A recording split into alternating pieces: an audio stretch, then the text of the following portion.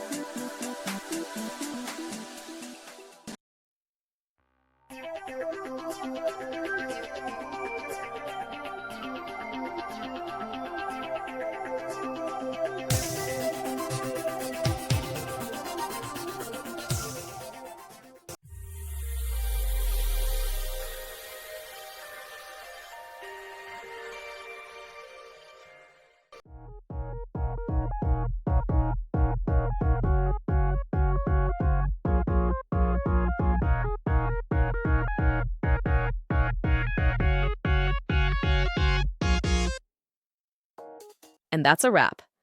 I hope you found the answer you were looking for. If you did, take a second to hit that subscribe button. It really helps out. And let me know in the comments which solution worked best for you. See you next time in the debug zone.